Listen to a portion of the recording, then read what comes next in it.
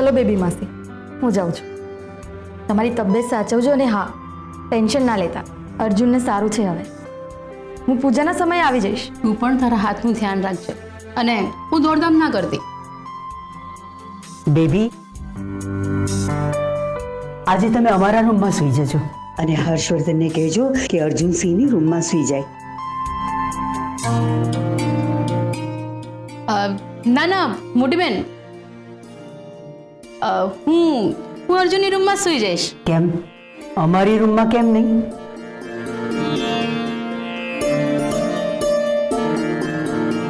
અમે વારે ઘડીએ તમને સૂચનો કરીએ અને તમને વઢીએ એટલે? તો શું, હંમેશા એક ટેન્શન રહ્યા કરે કે હમણાં મોટી બેન તરફથી કંઈક આવશે અને એ ટેન્શનમાં ઊંઘ પણ ના આવે. સારું. અમરબા, હું જાઉં છું. જય સોમનાથ. જય સોમનાથ. એકલા જશો? હા. એકલા ના જશો. બેબી, હર્ષવર્ધનસિંહને કહો એમને મૂકી આવે. ના ના, હું એકલી જતી રહીશ. હા મોટી બેન, એ જતી રહેશે. આમ પણ અડધી રાત્રે ઘરે ગયેલી જ છે અને એમ પણ આ શિવગઢની બીજા નંબરની વાઘણ છે. વાઘણ નંબર 2 એટલે? પહેલા નંબરની તો આપણા ઘરમાં જ રહે છે ને, આપણી કેસર. બેબી,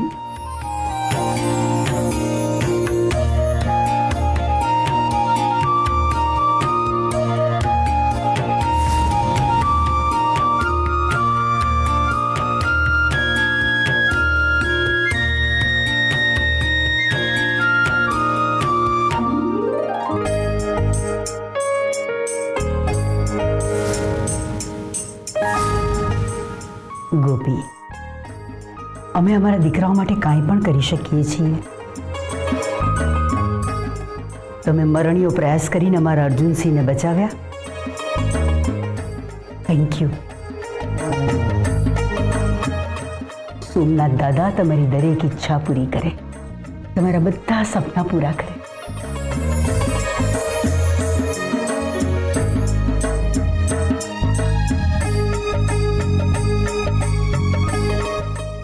ખુશ રહો.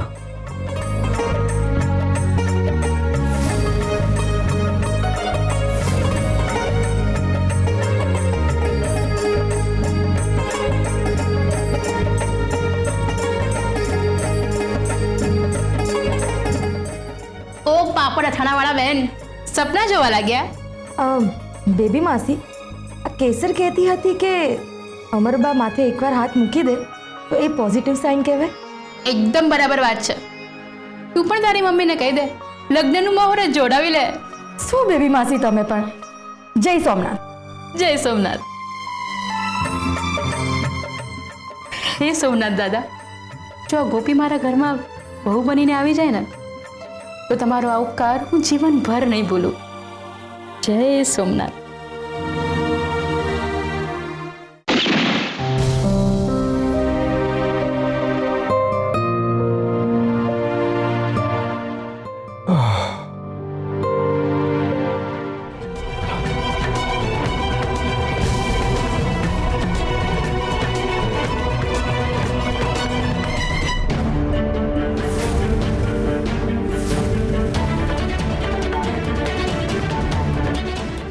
सॉरी सर, बट आ कौन है? तुम्हारी पार्टनर रिया.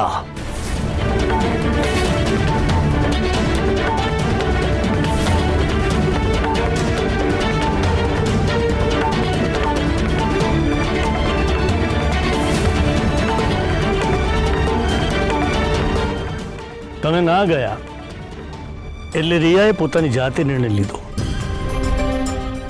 એને જે લીડ મળી હતી એટલે અર્લી મોર્નિંગ એ જગ્યાએ પહોંચી ગઈ. એને એમ હતું કે સવારમાં કોઈ મુવમેન્ટ નહીં થાય, પણ એની ગણતરી ખોટી પડી. Right mister Kedar? યસ. શું થયું, કેવી રીતે થયું એની કોઈ જ ઓફિશિયલ જાણકારી આપણી પાસે નથી, પણ આ તો રિયાના ફોન કોલ અને એની વાતો ઉપરથી આપણે એઝ્યુમ કર્યું છે. વેલ મિસ્ટર હર્ષવર્ધન, તમારા માટે તમારા પરિવારના લોકો દેશના નાગરિક છે, તો શું રિયા તમારા માટે દેશની નાગરિક નહોતી?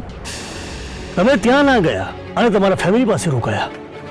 આઉટર પોઈન્ટ ઓફ વ્યૂ એ બને છે કે તમે દેશનું નહીં તમારા ફેમિલીનું વિચાર્યું. Correct me if I M wrong. Sir એટલે રિયા સાથે જે કંઈ પણ થયું એના માટે નો નો મિસ્ટર હર્ષવર્ધન, હું તમારા પર કોઈ ખોટા આરોપ લગાવવા નથી માંગતો. કદાચ તમે તમારી જગ્યાએ સાચા હશો. શું છે કે તમારા માટે દેશ મહત્વનો નહોતો, પણ રિયા માટે હતો. અને રિયા માટે સૌથી વધારે મહત્વનું દેશ માટેનું મિશન પણ હતું. અને એટલે જ એણે રિસ્ક લીધું. તમને ખબર છે દેશ માટે રિયાએ શાનો ત્યાગ કર્યો છે? એની માનો ત્યાગ.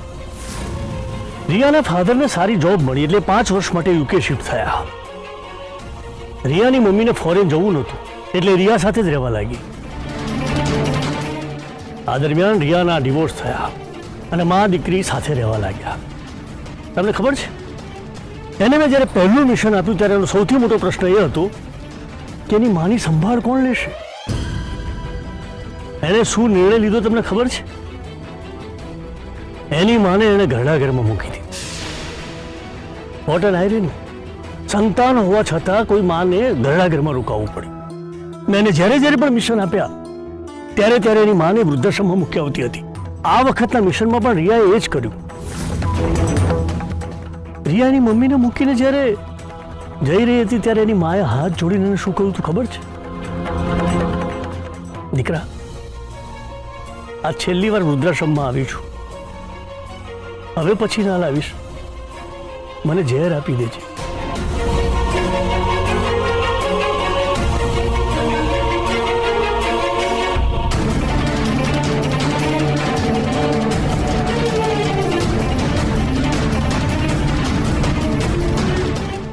આ રિયાનો ફોટો એની માને હું બતાવીશ ને તો એ તો ઝેર પીધા વગર જ મરી જશે. ટેરરિસ્ટે રિયાની બોડી આપવાની પણ ના પાડી છે અને ધમકી આપી છે કે હિંમત હોય તો રિયાની બોડીને શોધી લેજો.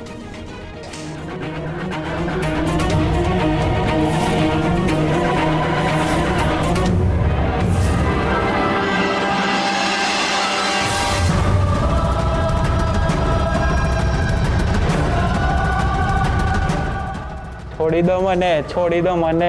કોણ છે? છોડી દે મને, જવા દે મને. કોણ છે તું? કોણે મોકલ્યો છે તને?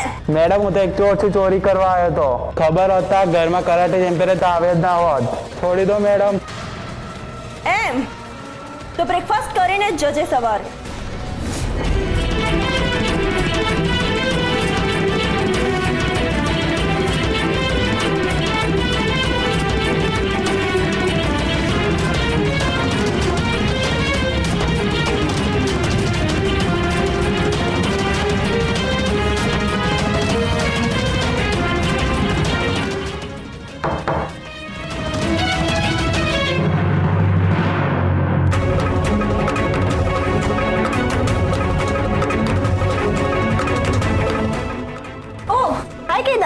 Welcome, please come.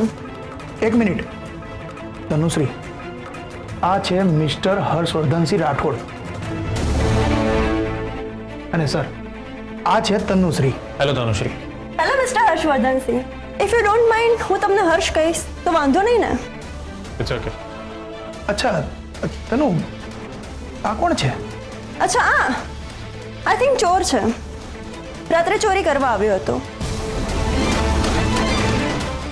I thought સસ્પેક્ટનો માણસ હશે એટલે તું ગન લઈને તૈયાર થઈ ગઈ હતી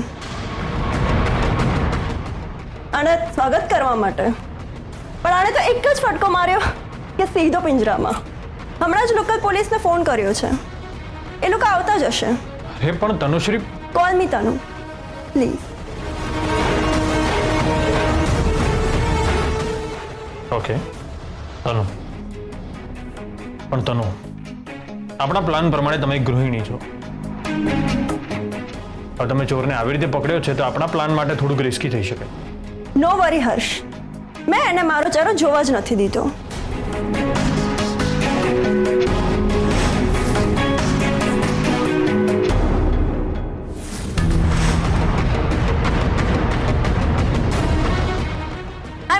agent mister Harsh. Okay my mistake. તો તનુ તમે રેડી છો? આમની સાથે લગ્ન કરવા માટે ને? યસ. તો એના માટે મુહૂર્ત કઢાવવાની જરૂર નથી. Let's go.